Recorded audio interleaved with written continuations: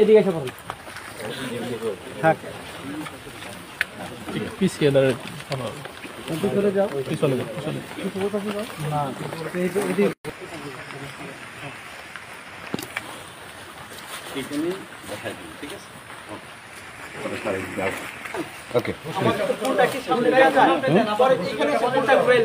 না এটা আমাদের এভাবে করে কারণ কি এটা যদি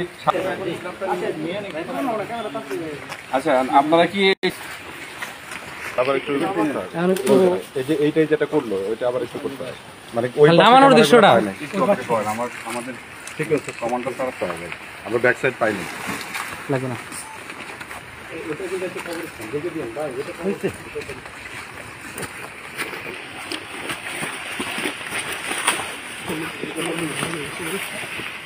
ভাই ভাই মোবাইলটা একটু দেখি, মোবাইলটা একটু মোবাইল একটু সরেন।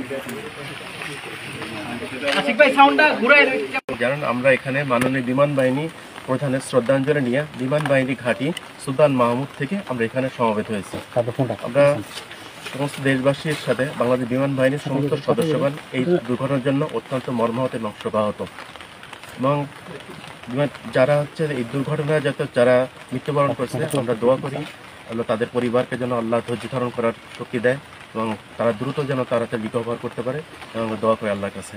এবং আমরা নিহত মেহনিজ আফরিন হুমায়রা তার বিদায়ী আত্মার প্রতি মাগফিরাত কামনা করি যেন মহান আল্লাহ তাআলা তাকে যেন জান্নাতুল ফেরদাউস দান করেন এবং যারা আহত অবস্থা এখনও চিকিৎসাধীন অবস্থা আছে তারা যেন দ্রুত আরোগ্য লাভ করে আমরা তাদের প্রতি সমবেদনা জানাই এবং আল্লাহর কাছে দোয়া করি যেন তারা দ্রুত সুস্থ হয়ে আমাদের মাঝে ফিরে চলে আসুক।